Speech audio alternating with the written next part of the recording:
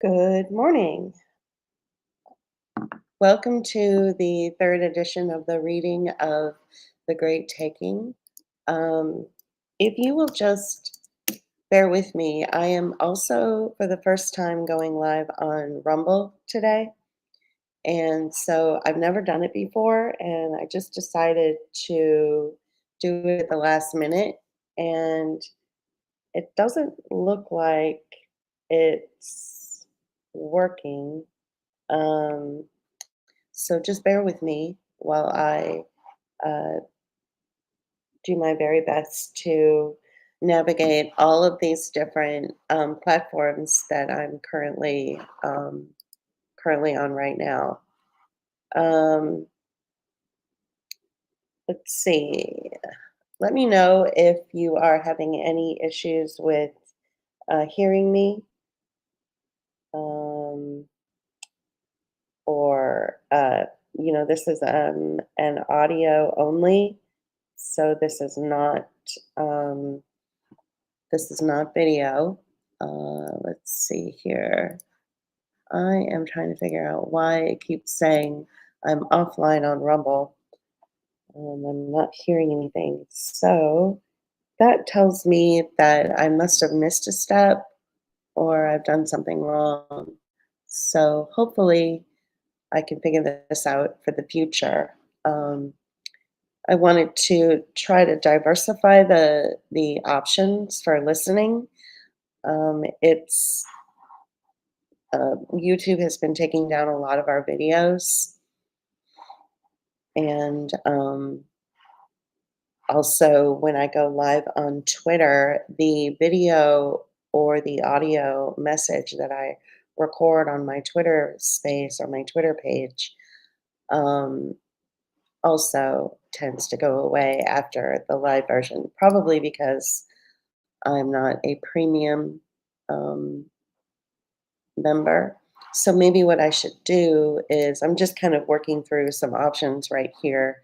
Um, I've just gone live on Rockfin right now, so let's see if that is working. Sorry about the slow beginning, you guys. I really appreciate your patience.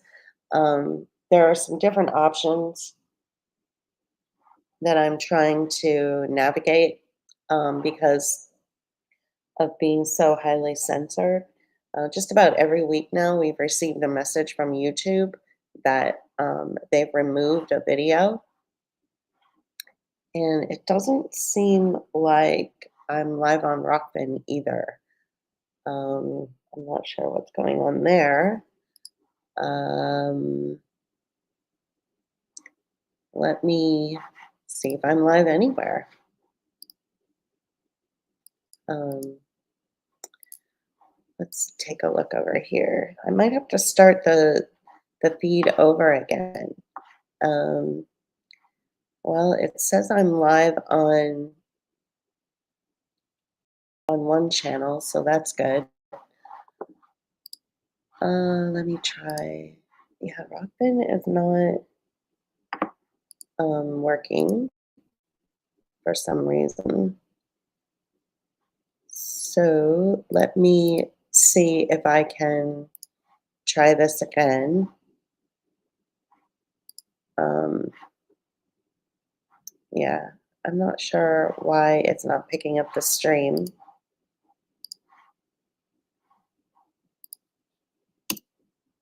There we go. Let's try it again. I really appreciate you guys being patient with me on this. Um, I do these readings every week around 10 o'clock in the morning Central Time. All right, so it looks like Rockbin is finally working, so that's good. What about YouTube? Um, like I said, YouTube has been very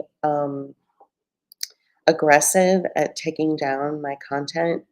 Um, and it's been really challenging to get the content to stay on platforms like Twitter.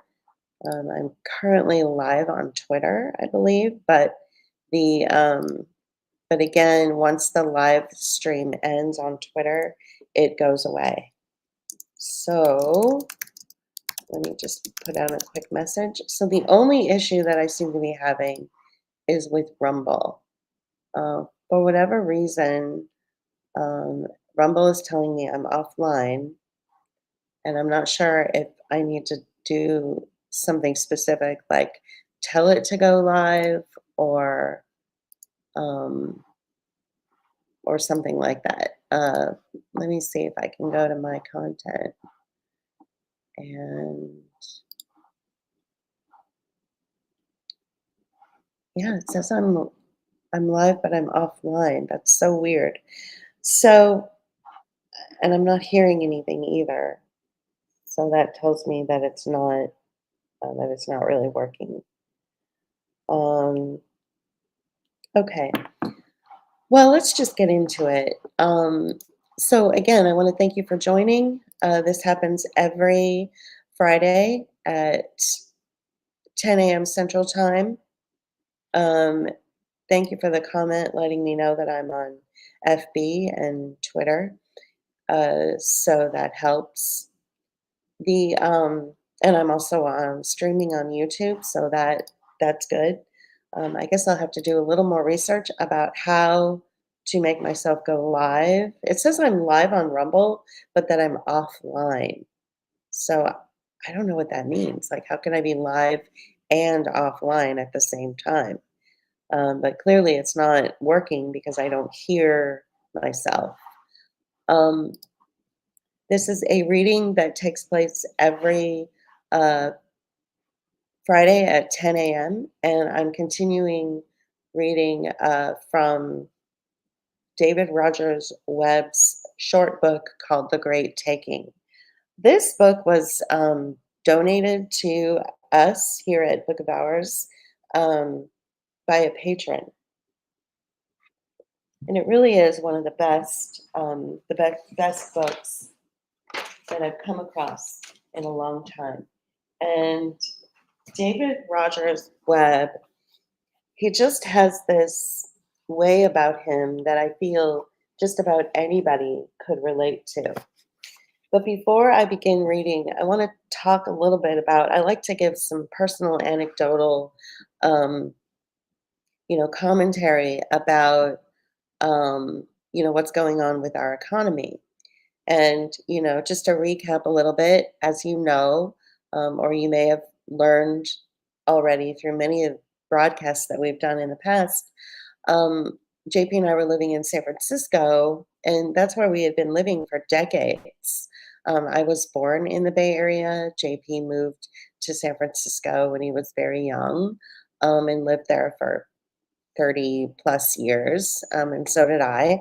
So, we never ever thought ever that we would leave San Francisco. It was home. You don't leave home, right? I mean, I did live in Chicago for quite a few years, off and on over my lifetime, and other places, Pittsburgh. But but San Francisco was home, and the point was is that if we were ever going to leave, we just moved from Pittsburgh to Biloxi, Mississippi, which is a sort of resort town on the Gulf Coast, on the Gulf of Mexico. And so when we decided we wanted to leave Pittsburgh after a few years of living there, I just kind of assumed that we would go back to San Francisco because that's where I always go. Like when I would move to Chicago, I was there for a few years and then I moved back to San Francisco. But after what was coined as the Great Taking, which was the cover terminology, I'm sorry, what was coined as the Great Reset, which is cover terminology for the Great Taking, I just realized that we can't go back. It's it hasn't, even before all of this happened, there was some things going on in our lives, and specifically with me, that were really troubling and they really did signal, where the country was pivoting. And it was a personal experiences that were terrifying, having to do with being hauled in front of a judge, having to watch people, be attacked and diminished because they were poor. It's like a crime to be poor or something. And so we realized that San Francisco was not the home that it once was to us. So we found, a better home in the Gulf of Mexico. And we were and every single day we are so grateful and so happy that we made the decision to come here. Um, but uh, During the time that we decided to leave San Francisco and move to Pittsburgh for those few years, there was no income. There were no jobs, and it was It was very austere. It was really, really difficult and challenging and impossible. We were facing homelessness if we had stayed in San Francisco. So we had to, make a really quick decision and get out of there and try to save ourselves, and we became economic refugees. And I think that a lot of people in this great taking that David Rogers Webb talks so eloquently about in this book, I think that a lot of people who are struggling financially don't think of themselves as refugees. I have so many examples of, personal stories and personal examples of how, we are too proud to admit that we are economic refugees in our own country. The rise of the homeless population and the rise of and in tandem with the rise of the homeless population, what you have are your municipalities dedicating outdoor spaces for the homeless. Um, this is really normalizing this sort of refugee status. This is really normalizing um, deep, deep poverty that becomes inherited in our DNA practically. This idea that, for instance, a connection of mine on a social platform posted some links to the Phoenix municipality's um, language around something called SOCs, I believe, or SOSs. And let me just very quickly um, go into that. So, this is the normalization of putting people in specific areas, designating specific areas for the homeless population. So, as opposed to and these are considered solutions, and they run reports, and they have these agendas and these meetings, in municipalities regarding this. So, as opposed to like going deeper and really rooting out the source of poverty, which is lack of opportunity, right? Which is probably all sorts of circumstances and agendas at play in order to create more poverty. So, this is something that's becoming normalized, and you never ever want to normalize austerity. You never want to normalize um, lifting up, poverty. And that's exactly what our local municipalities are doing. And I think that, the friend that I was reading her post, and I could see that she was troubled by it. I don't think she's ever experienced poverty the way I have. I don't think she's ever really truly been, in any kind of financial conundrum. But reading her post, I could tell she was like, "What is this? This, dedicated space for the homeless in Phoenix?" Like, and I could see she was puzzled by this because and let me tell you why. Um, I have a friend I've known since I was 18 years old, and we have been friends consistently. He's not on social media or anything like that. Never been. He's a little bit older than me. Um, and he did everything right. He went to school, he got his master's degree, he got a really good job with the state that he's from. He's ironically from the state of Pennsylvania. So he had a really good job with the state of Pennsylvania for a while. Then he decided to move to Chicago and he got, a job in the corporate sector.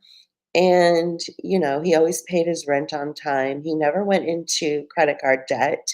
He never went into any kind of debt. He followed all the rules. He did everything right. And he has been homeless for about a year now. Um, and it's because once he hit a certain age and he had a health scare, it was as if he didn't exist anymore. And he couldn't get hired.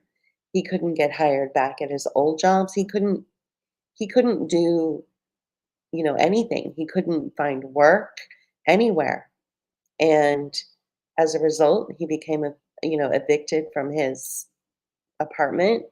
And so now he's homeless in the city of Chicago.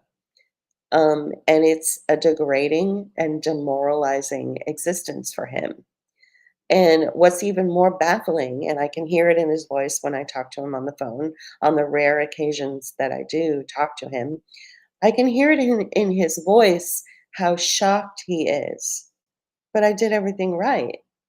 I followed all the rules. I went to school. I was, good to people. I donated to all the right causes. I saved my money. I didn't go into debt. I don't have any credit cards. I always paid my rent on time. So why is it that age, 64 or whatever, he's wandering the streets with no place to live after he did everything right and nothing to show for it? And so that kind of demoralizing and degrading experience really does work on the personality and the mental health of individuals. It's not that people are, mentally ill. I'm sure there are people that are mentally ill, but I think poverty and the degrading and demoralizing experience that comes with poverty is what causes the mental illness. So, and I was recently talking to another close friend that I've known for almost the same amount of time, about, you know, since I was in my early 20s. And he was talking about something that I had been experiencing myself here in Biloxi, and I was shocked by. And he was talking about how expensive it is, how food is now expensive. He kind of lives like a monk. He's self-employed. He has his own business. He doesn't make a lot of money at the business, but enough to just pay his rent and get some food and maybe some new clothes here and there if he needs like a new pair of shoes because it snows, in Chicago and he needs to stay warm. He lives in Chicago too. So I was talking to him yesterday about how expensive everything has become. JP and I went to the grocery store. We like to go to the grocery store maybe twice a month, and we get groceries enough for 2 weeks. And for 2 weeks of groceries, it cost us $400, around $400. Um, in fact, in just the year or so that we had been traveling to Biloxi and fixing up the house, we've noticed an astronomical rise in the cost of food at like our local cafes. uh, we had some work done on the house on Monday, and we had a contractor out here. And I went to the local cafe to get some lunch for me and JP. And I said to the contractor, "Hey, can I bring you back a sandwich?" It's, the least I could do. So I bought him a sandwich. And I didn't realize I don't typically eat sandwiches at this cafe, I eat something else, but I didn't realize that what was once like a $12 sandwich, I distinctly remember reading on their website that their sandwiches were 11.95. So that's a $12 sandwich. Just in the short span of time that we've lived here, it's gone up to 15.95, a $16 sandwich. And then if you do a little add-on, it turns out to be a $17 sandwich. That's insane. That's insane to me. I mean, that's incredible. The So the cost of food has gone up like so high, but it's really important as we experience the high cost of food and how we, and how we're just balking at these prices, that we don't blame, the small cafe that isn't a franchise or isn't a corporate cafe. They're not a Starbucks. They're just one person, trying to make payroll, trying to, pay their staff and provide a good quality service to their patrons. So, I could see though how people, for instance, my friend who is self-employed, I could see how frustrating it is for him, to walk into like his favorite sandwich shop or his favorite pizza shop and just last month or just a few months ago or even last quarter, a pizza was 15.99 and now it's up to 19.99 or something, and you would immediately want to question and criticize the small business owner for raising their prices like this. But what I think is happening is, that eat and this ties into something that I read early this morning that was discussed yesterday and possibly passed in the US government. What I'll do is I'll bring it into the screen so that you can see it. But before I do that, I want to talk about how vital it is not to blame the small business owner, not to blame the cafe owners or the people that are, running these family restaurants. Their cost to continue to keep their business open has increased exponentially, and you as the consumer are unfortunately bearing the brunt of that cost. And a couple of things that I just want to touch on. Let's start with this fact sheet that I found off of the US government's website.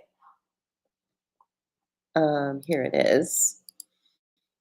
So I don't know if you can see this, but it's the Biden Harris administration has announced new actions to expand small business access to federal contracts.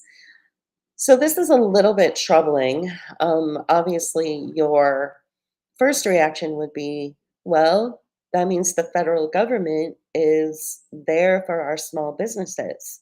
And this is in you know, a direct response to the fact that the federal government in early 2020 had forced all small businesses to shutter, if you recall.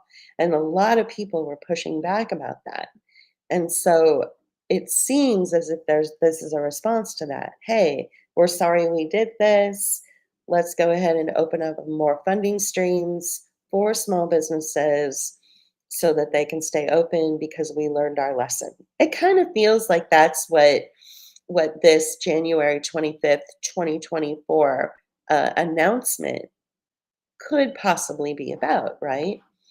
This idea that they're, they're sorry. It's sort of a mea culpa, like, oh, gee, I'm sorry we did this. So here, let's provide more money. But once you get into into the meat of this, it's more about like setting small businesses up for more loans, getting them further into debt, you know, forcing small businesses to follow federal protocol, which is nothing, nothing to really get excited about because you saw what happened. Certain small businesses were able to stay open because they took federal funding, but part of the stipulation of taking that federal funding was, say, forcing everyone to wear a mask or forcing people to take their temperature before they could go get a cup of coffee and recording all of your bio data in one way or another. And that was really the only way they could stay open. And so a lot of us just boycotted those places, you know. I don't even take my own temperature. I'm not gonna let some barista take it, you know what I mean? So, that was, that was sort of an introduction into this idea that when you have a small business that takes federal funding, um, that's not a good thing. That they are beholding to whatever stipulations are in these little contracts that they sign. And chances are the new contracts that the small businesses will be signing with the federal government, chances are that it's going to have to do with something about carbon, a carbon tax. And I think we're being prepared for something like that. You have to remember that let's take the pizza shop, for instance. Maybe it's got 4 or 5 employees. You got a couple of guys in the back that are making the pizzas and frying up the chicken wings, and you've got, maybe someone in the front who's stocking the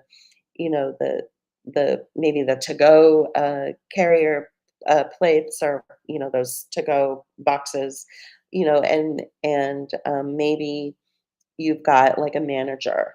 And it's probably just a very small family owned, family run business, but all of their vendors have come to them and said, you know what, my cost is going up, so therefore your cost goes up, and this is where the consumer, you and I, have to bear the brunt of that cost, right? And so, you might ask yourself, well, why is the vendor's cost going up? Well, maybe the vendor has to pay now a carbon tax because what he does for a living is he drives and he picks up the goods, and then he drives to the various clients that he has where he drops the goods off. And then there's logistics in between, somebody that's maybe organizing all this and they need to get paid. So there's a lot of factors into running a small business. It's not just keeping up with the market. It has something to do with what I just showed you. The contracts that the federal government announced are taking place now. They announced it yesterday, are taking place. Now, there's something else that I wanted to bring to your attention as well, kind of more on a global scale. And this comes right out of the UN. Let me see if I can share this screen. Just bear with me. Um, all right. So if you can see this, it's called the Committee for Socioeconomic Status. It's called SEAC, or SEAC, SEAC. So Socioeconomic Analysis, the Committee for Socioeconomic Analysis. And this is a UN program that comes out of something called the European Chemicals Agency, or ECHA. So I do believe, don't quote me on this, but I do believe that there are about 90 countries that have signed into this. And that for the longest time, even under the Biden administration, the United States was not signed in. But I I'm not sure, I believe last year we finally signed into it. So basically, what it does is it assesses the socioeconomic factors and availability, suitability, and technical feasibility of alternatives associated with the uses of a substance when an application for authorization is submitted. So, third party contributors linked to the application will also be assessed. So, I think that's just a pretty fancy, confusing way of saying that there will be certain contracts and agreements that small businesses have to follow, economically, or uh, environmentally. Also, what might apply to is if you are, say, a San Francisco cafe, and you are running a cafe that is in conjunction with, or supporting, or somehow partnered with a couple of these different nonprofit organizations. There's one called Walk SF, which basically encourages people to get out of their cars and walk or ride their bikes. There's also something called open streets or Sunday streets, where they actually close down the streets every few weeks to cars, and the kids come out and ride their bikes in the open streets. And it's a fun. It feels like a block party. It's kind of fun. I'm totally supportive of these initiatives, but when they're run by nonprofits that gather data and take federal funding in order to make it happen, and then small businesses can't operate and can't function to their full capacity because they have to be in coordination with these organizations, then we have a problem. You know, small businesses are not as independent anymore in the way we envision, you know, like, you know, Mr. Smith opened up his bakery in, 1920, and the family has run it all these years, and they're these and they demonstrate, this sort of like independent way of living, and they're part of the community. It's not like that anymore. If you get a sandwich shop, a pizza shop, or a coffee shop that happens to be in an area where these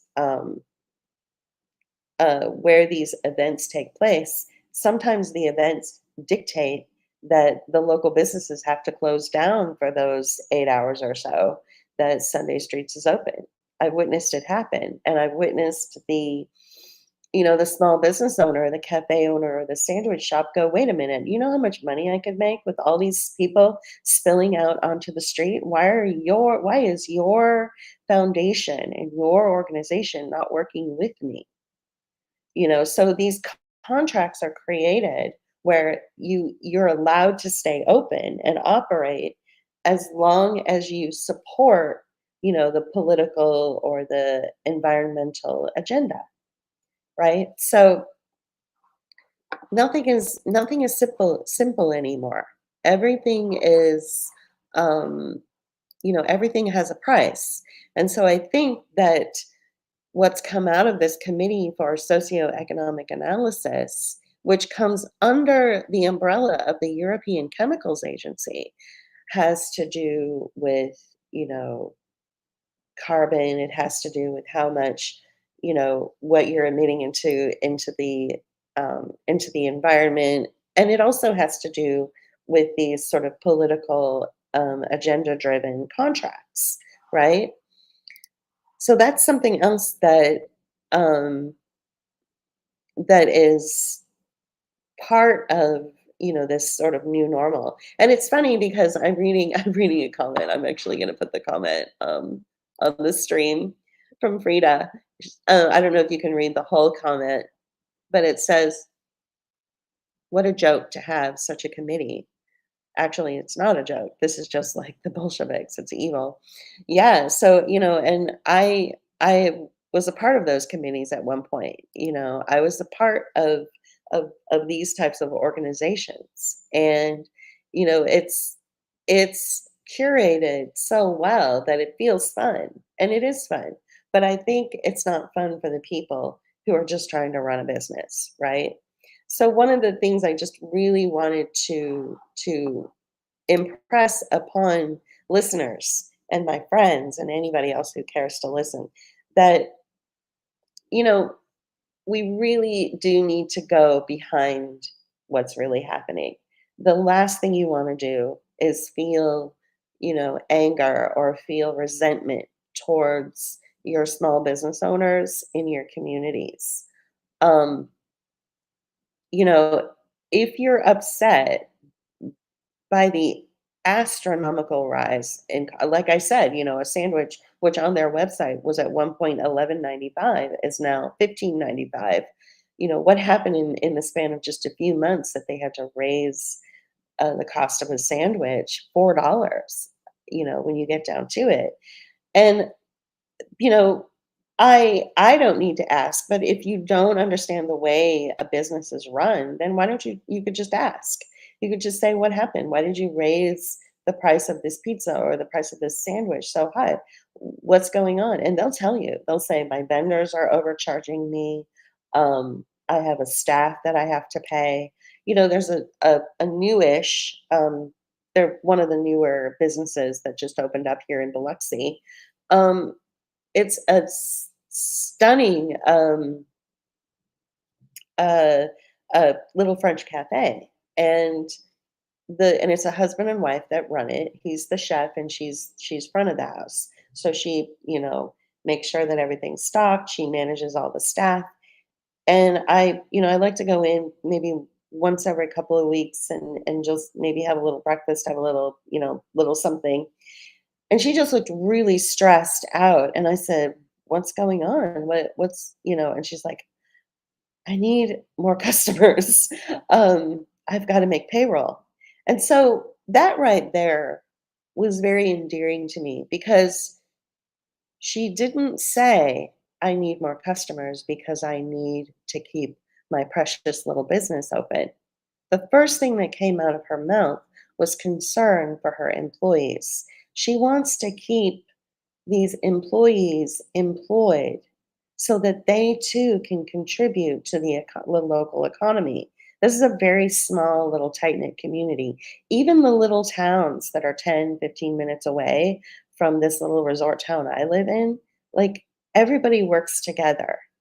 Um, and you've got a local cafe slash art studio in Biloxi that will have events for people in Ocean Springs, which is about 15 minutes away, for say an artist or somebody who makes, like, the next one they're having is a girl. She makes little ceramic mugs for a living, and so they're going to showcase her work.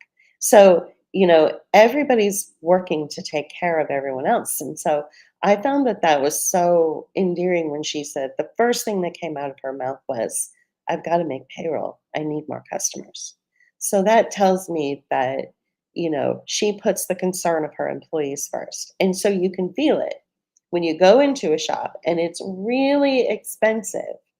And, it's a $17 sandwich or it's a $8, cappuccino or whatever. And you're just like, what in the world? This is so expensive. Take a look at how the employees interact with you. And every single, you know, barista and every single server and every single um, you know, front of the house person at these little cafes in Biloxi, they're all really happy. These workers are treated really well. And so I want to help support that as much as I can. So I have definitely, belabored this long enough. What I'd like to do is spend the next half hour or so, and I might go a little bit over because I did have some issue getting on the stream. Um, I did go a little bit over, so let's start reading the book, which is what y'all are here for. Um, and so let's kind of recap a little bit. Um, I'm still in the prologue. It's a very long prologue. Okay, it's one of the longest prologues I've ever seen. It's a very long prologue, and we've learned that David Rogers Webb has become sort of a phenom in his field, right? And we've already learned how he, went to school and had a couple of kids, and his wife had even said to him, "If I knew that life was going to be like this, where you were going to be working, you know, hours and hours and hours without ever being home, I maybe would have chosen something different." But he has a passion for finance. Um, and he comes from a family of engineers and medical people, so the idea that he went into finance was really strange to everyone. So let's pick up where I left off and start here. In March of 2003, I started seeing a phenomenon I had never seen before. On individual days, everything went up. Well, this is exactly what my friend and I were talking about yesterday, that on certain days, suddenly everything is way more expensive than it ever was. And so, how incredibly um, coincidental, I guess, that I'm picking up on this part of the prologue, because my conversations lately with people around here and people I'm, personally friends with, my conversations lately has been about the sudden rise, the sudden high cost of everything for no apparent reason. So this is what David Rogers Webb is talking about. So I started seeing a phenomenon I had never seen before. On individual days, everything went up with no apparent source of the fund flows. There was no rotation. All sectors went up, as did bonds. So he's talking about the market, how the market was suddenly flush, right? Um, this was not being driven by open market operations because money supply growth was falling. Something unprecedented was happening in the internals of the market. The only explanation was that created money was now being directly injected into the financial markets. I wrote about this at the time. It is not understood even now that this was the actual beginning of quantitative easing. Now, I'm familiar with quantitative easing. It's just a fancy way of of printing money and not having anything to back that money. Um, More than 5 years before it was officially announced during the global financial crisis. I saw it as an act of desperation and again felt my responsibility to protect the people. Money supply growth was falling sharply. Commercial and industrial loans were falling. I suspected that the growth in asset backed securities and derivatives was highly unsound and that inevitably there would be an epic bust. Let me get some water. By the end of the year, despite easy availability of credit, signs of economic stress were growing, but people did not understand this, with the exception of those being hurt directly. One could not have known from listening to the media narrative. And if the stock market can be made to go up, people think things must be good. The number of people late in paying their utility bills was increasing. Foreclosures as a percentage of total residential loans outstanding were going straight up to record levels. And in the spring of 2004, I was preparing to write about this in my quarterly letter when I found that the DLQT4 index on the Bloomberg systems had been changed to instead show that foreclosures were going straight down. I asked one of the guys on the desk to dig into what had been done to the data series. He called into the agency responsible for the data. Eventually, he was told that while the data series had been calculated consistently in the same way since the 1970s, the methodology had recently been changed and that this change had been applied retroactively. Indeed, the methodology was now being tweaked with each data release. Doing so made it possible to publish any desired trend line. What he's witnessing is the mortgage crisis that many people experienced in 2008, where they changed it so that fraud was legal. It was legal for these lending houses to commit fraud, basically, and you've heard of subprime loans and all that. So that's what he's starting to witness a good 4 years before it actually happened. So post 9/11, other important economic data series were being similarly corrupted to fit the script of economic strength and growing prosperity. An unprecedented level of deliberate government disinformation was being implemented. Having been a quote, God and country Republican who had voted for George Bush, I was shaken. Why would our own government work to give the public a false understanding of what was really happening? Bush gave a televised speech in a Texas warehouse standing in front of what appeared to be shipping boxes stamped Made in America. The image was a fake backdrop, and so it had inadvertently symbolized the epic fraud which was then being perpetrated. I regularly call business people with insights into the real economy. Some ran industrial businesses. A bankruptcy attorney who'd been a friend since we were 12 was handling workouts from one of the biggest middle market lenders. Viewing their database of more than 2,000 middle market companies, he told me the commonality was that they were all shutting down US manufacturing as quickly as possible and outsourcing to China. Tens of percentage points in gross profit could be picked up by doing so. It was about chasing short term profits, but then you've lost your industrial base and more. In Senate testimony, Alan Greenspan was talking about the productivity miracle supposedly being driven by technology investment. In those days, the maestro was implicitly regarded as possessing superhuman wisdom, which he, of course, used benevolently in his role as the guardian of the US economy. Perhaps then he was smart enough to know that productivity is simply calculated as sales slash hours worked. As Fed chairman and as an economist, could he have not known that this was being driven by falling hours worked, by people losing their jobs as US manufacturing was being shut down and outsourced, and that spending was only being maintained through massive money creation and debt expansion? People were permitted and invited to go deeper into debt while losing their livelihoods. And that was the so called miracle. While the tax bases of state and local governments were being gutted, the Fed's monetary policy was inflating a massive bubble in financial assets. In recognition of these two facts, what could the maestro have advocated? If the objective had been to serve the interests of the public, one would have recommended taxing the windfall financial gains being driven by the monetary policy and cycling the proceeds into fiscal support to communities which were losing their tax base. But the opposite was done. Taxes on dividends and capital gains were cut substantially. State and local governments were forced to increase taxes while cutting services.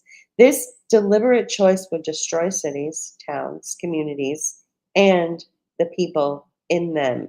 This is why home foreclosures and utility delinquencies were going to record levels. And this is why the calculation of economic data was being changed, including that of the DLQT4 index. What is the job of the Fed chairman? In the case of the maestro, it seems to have been to obfuscate what was really happening. Why would he do that? Here's the answer. The Fed chairman does not work for the public. He works for the people who own and control the Fed. You are not allowed to know who these people are. Why would the people who control the Fed wish to obfuscate what was happening? So now we're getting somewhere. This is something much, much bigger behind this. And so that's what this book is about. How was debt expanded while credit conditions were deteriorating? It was necessary to create a massive, audacious illusion that there was no risk, specifically, that there need be no concern about the ability of borrowers to repay financial obligations. The scheme worked so well that banks discontinued their risk underwriting functions while offering mortgages for more than the purchase price of a home so that borrowers received cash back at the closing. Loans could even be given to people who were unemployed and had no income, just what was needed. The entire global financial system was moved aggressively to origination and securitization of loans into asset backed securities and to filling balance sheets with these securities. With the illusion of risk free return, demand for these asset backed securities was so high that they were sold many times over on a synthetic basis. Example, as derivative instruments. There was a Dilbert comic in which the evil Dogbert said, Prospectus is Latin. It means close your eyes and open your mouth. That's interesting that David Rogers Webb in his prologue mentions this little quote from Dogbert in the Dilbert comic. Strip because I listen to and watch, mostly listen to Scott Adams every day. A lot of people don't agree with some of the things he says. I don't agree with everything he says, but I do believe he's on point about a lot of things. This was enabled with remarkable sophistry and with credit default obligations, CDOs, the miracles of modern finance, as Greenspan called them. When questioned about the risk exposures, he said, well, presumably the risk will be borne by those best able to bear that risk. In laying the groundwork for this, Robert Rubin and Larry Summers had joined Greenspan, billed by Time magazine as the Three Marketeers and as the Committee to Save the World. They had presided over the repeal of key sections of Glass-Steagall, which had separated commercial and investment banking since 1933. But by 2002, the notional amount of derivatives outstanding, I believe that is to be national, the national amount of derivatives outstanding had reached twice the size of the global economy. Just 6 years later, it had reached 10 times the global GDP. About 10% of this was credit default obligations, and those CDOs alone had reached the size of the global GDP. I don't know if you guys remember, but in 2015, Bernie Sanders was out there going, "Bring back Glass-Steagall." He was definitely one of the few that were very concerned about the fact that they had repealed the Glass-Steagall Act. So, invented in the 1990s, asset-backed securities were created by forming a pool of financial obligations, such as mortgages or credit card receivables or boat loans, and then carving up the pool into a series of tranches with ascending risk ratings. The idea was that any defaults would be absorbed by the lowest rated tranches. This would allow the highest tranche to be rated AAA, but there was a problem. Wall Street had difficulty selling the lower rated tranches, which bore the risk of default. This is why the credit default obligation became so important. It was the linchpin. With a swap of the default risk, the entire pool could be rated AAA. I wondered at the time who in their right mind was signing up to take any of that default risk. Eventually, it was possible to know that it had been the biggest banks themselves and that these had been allowed or directed to form hedge fund subsidiaries. These entities had apparently enthusiastically taken on the default risk, knowing that they would be allowed to use valuation models at year end, showing there was no default risk based on the simplistic logic that there had never been a default. The general partner of one of these funds could have pocketed 20% of the resulting paper profits each year. This was being done on an enormous scale. With a significant short side in the rising market, remember the movie The Big Short? We were losing money, but I felt it was my responsibility to continue. I knew that if we could just be positioned when the intervention ran its course, we would be among the very few able to survive the bust. I could see that this coming global collapse would be much bigger than the dot-com bust, and I began to worry that the insolvencies would be so enormous and widespread that the prime brokers, the custodians for our hedge funds, would fail. If you are using shorts, your assets are pledged in a collateral account. There is no way to be hedged without being exposed to the failure of the prime broker. I often awoke in the middle of the night and knowing that I could not get back to sleep, would simply get up and continue working. I had chronic heartburn, which may lead to esophageal cancer, the disease which killed my father. Like my uncle before me, I was being crushed by my sense of responsibility. Sitting on the trading desk and seeing everything as it happened, I had assembled documentation of the many bizarre disconnects in the media narratives around 9/11, the war on terror, and the economic alleged recovery. It was the size of a telephone book. I thinned this down to a smaller package, which I used to try to communicate with friends and neighbors.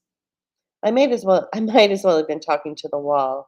I needed to understand how to get through to people. Eventually, I went door to door after working all day on the trading desk. People in the wealthy neighborhoods did not want to hear about it. I tried it in a place where the houses were small. I walked past a guy sitting on the front steps of a house. He seemed to be interested in what I might be doing there. After all, I was still in my suit.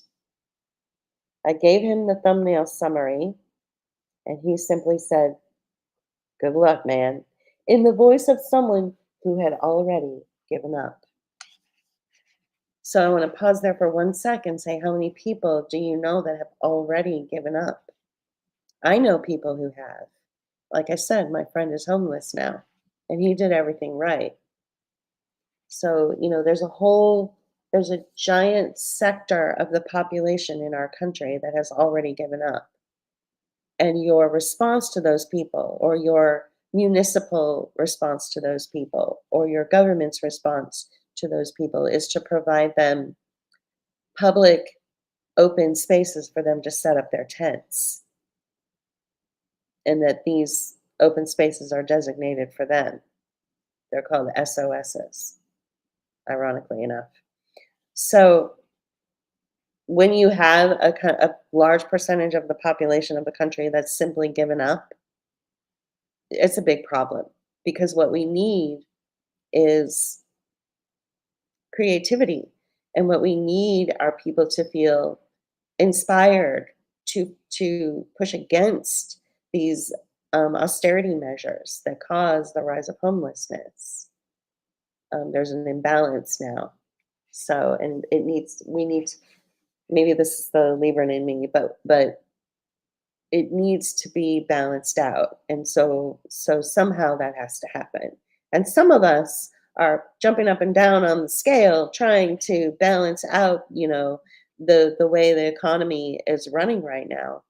Um, but I can't do it alone, and neither can some of your favorite podcast stars. You have to be the one to get out there and talk to your small businesses and talk to the people who are suffering, and say, "How did you get here?" Be honest. People like honesty. Don't be afraid of hurting people's feelings. Don't be afraid to ask questions. Let me continue. I decided I could not go on after George Bush. Instead of being repudiated, was reelected.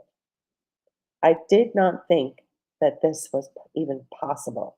This is how much I had changed.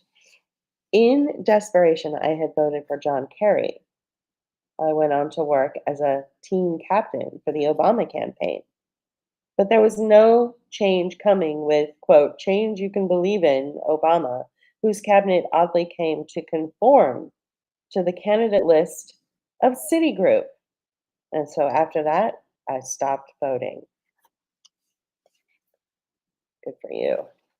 In the aftermath of the global financial crisis, it eventually became known that tens of millions in losses in derivative positions were housed in the biggest banks, which were then bailed out with newly created money. The brokers would have failed, but to prevent that, they were made banks and also received direct injections of this created money from the Fed.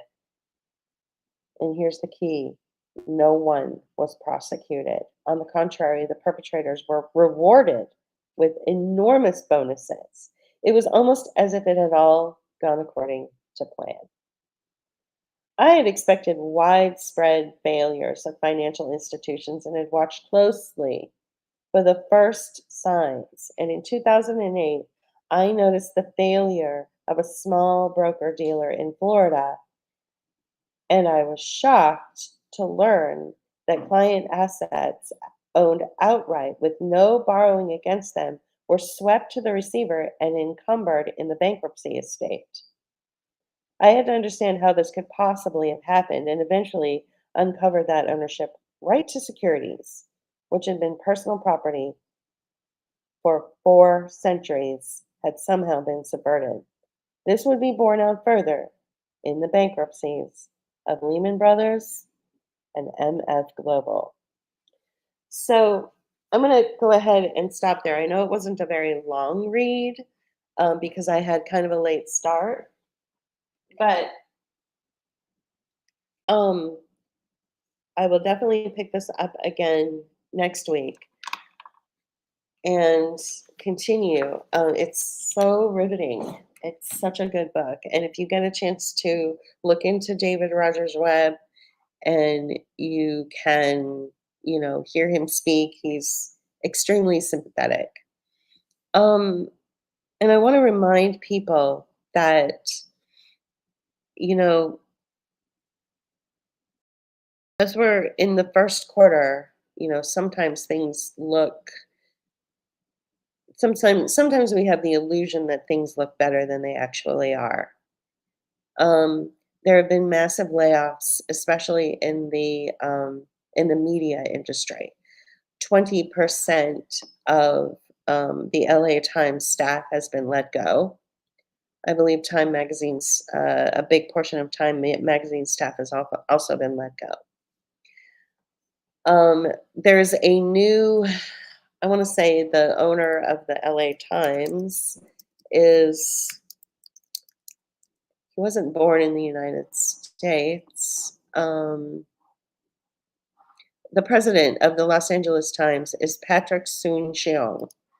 Um, and he is an American transplant surgeon, a billionaire businessman, a bioscientist, and media proprietor. And I believe what he did is he's now the president of the LA Times. So then you have your 20% layoffs, and I believe he handed the role of editor to his daughter Nika, who is a kind of like a social justice warrior kind of person. And so it's been sort of alluded to this idea that she's going to be using the LA Times as a platform of her social justice agenda type stuff. So, you know, this doesn't seem this, it just doesn't feel like journalistic integrity anymore, does it?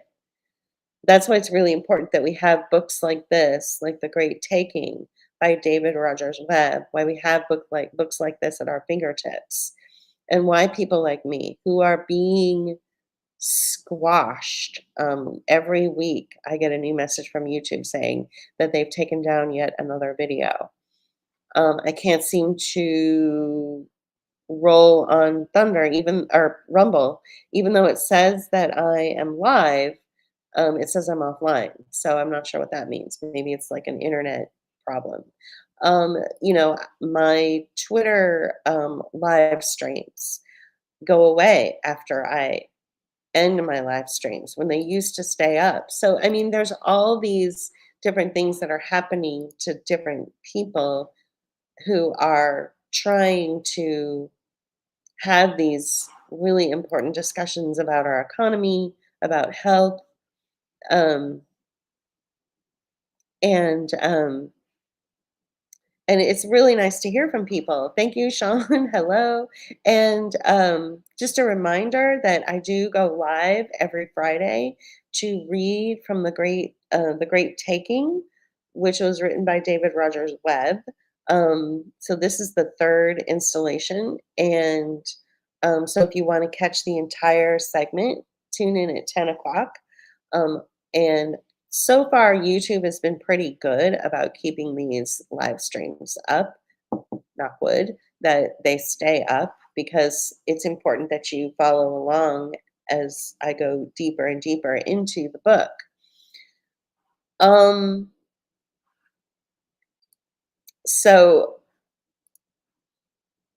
so going back to, this rise of the unemployed, that's happening. Um, a person we know, I won't give too much information, um, was recently let go, and it's really devastating, and it's really hard not to feel it personally. Um, when you see these people who give so much of themselves to their positions, and they've curated their entire lives around their careers, whether it's working for the LA Times, or whether it's, you know, the design industry, or whatever, or whether it's culinary. You're a person who's curated their entire life around something that they've been told if they do that, then they will be rewarded, only to find themselves out of a job, at age 50, 60, you know, and in some cases even homeless. Um,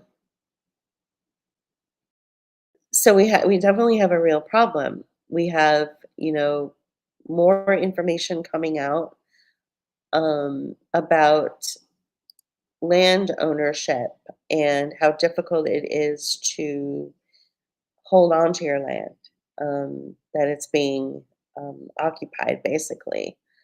And smaller and smaller regions are available for people to experience nature.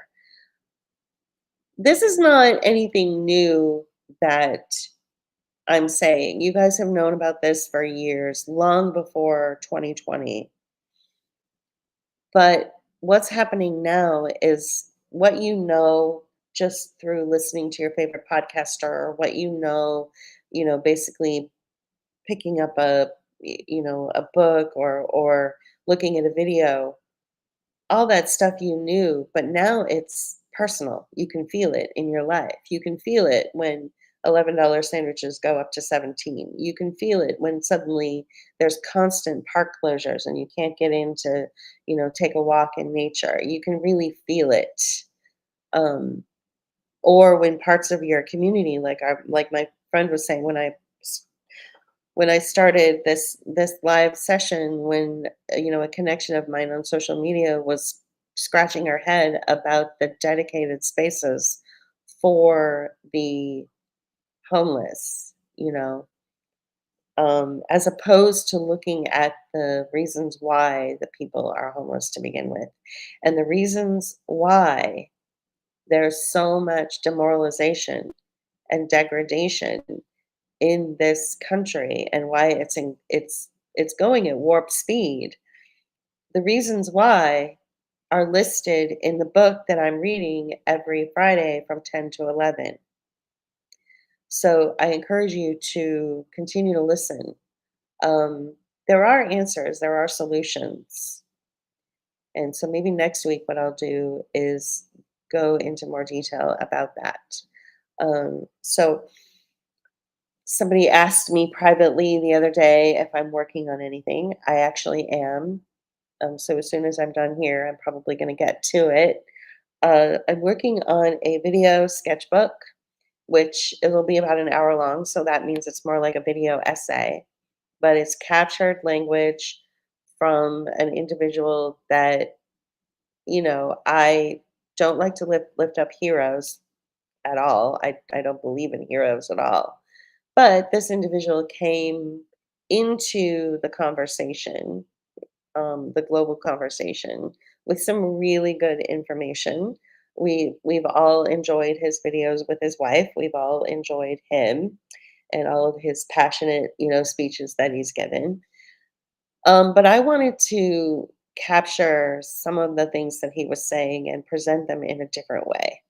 And so that's what I'm working on. I'm working on a creative message about um, investments into and the commercialization of chemical and biological warfare programs um, that are being um, marketed as like vaccines or interventions that would help people.